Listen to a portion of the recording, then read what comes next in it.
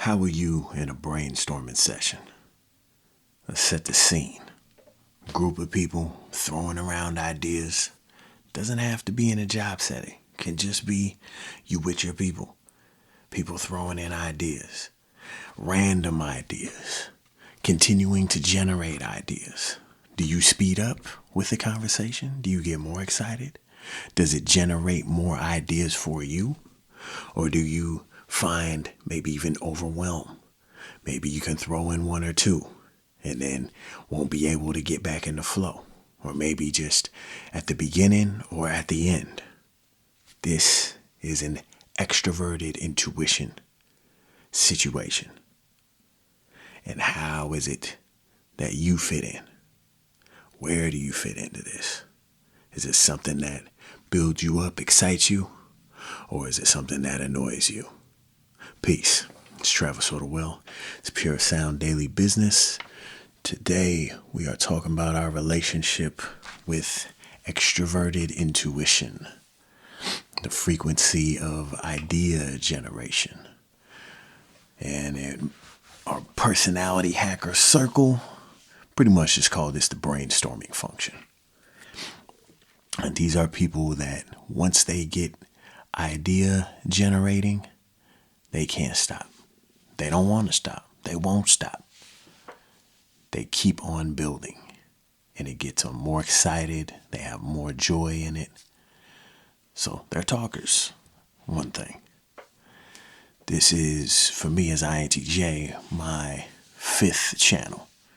And with this frequency, it's called the opposing personality. We also call it the mercenary. A book I read recently, we can speak in negative terms about this frequency.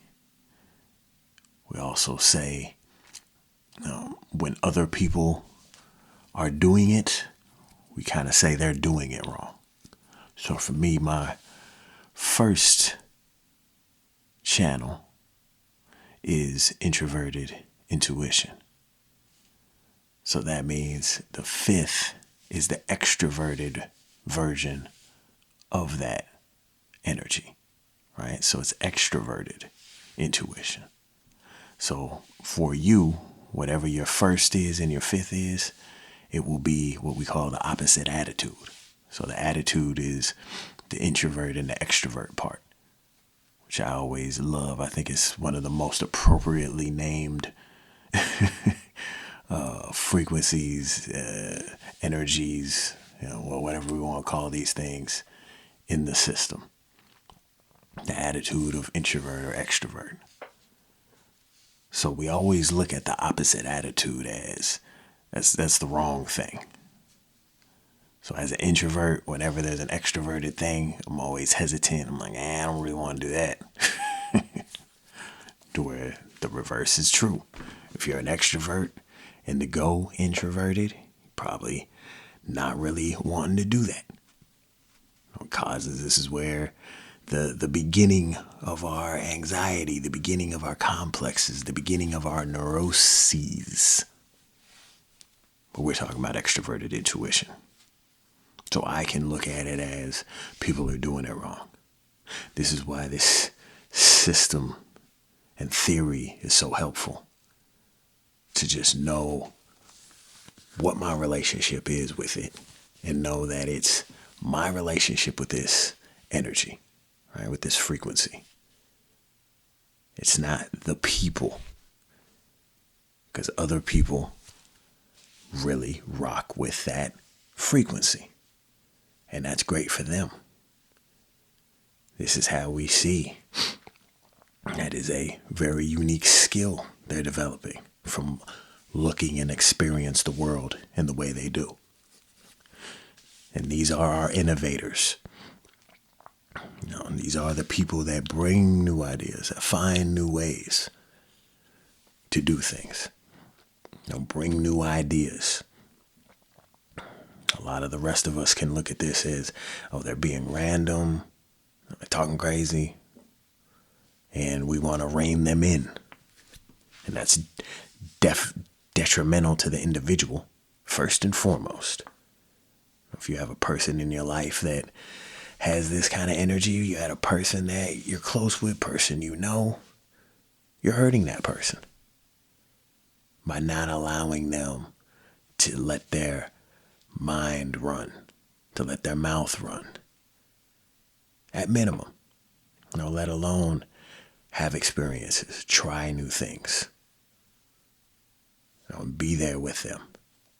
Push them forward. And really, you don't even need to push these people if they're healthy.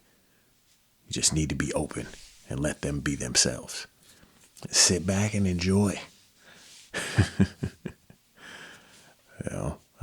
I do like sitting back and listening, but yeah, sometimes I'm like, hey, yeah, let's actually have a conversation.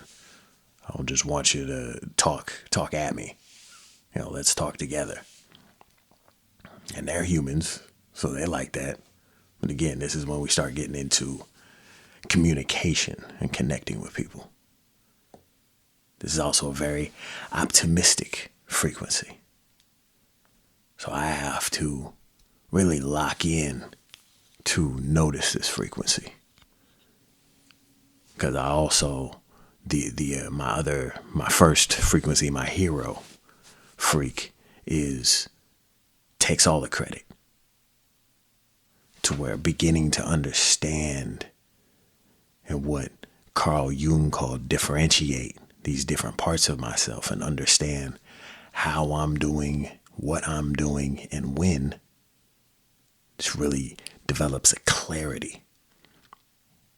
Mentally, this is like knowing your left hand from your right hand. This is why this stuff is important. Very abstract, it's unseen, it's invisible. And it's just as important, just as valuable as anything physical.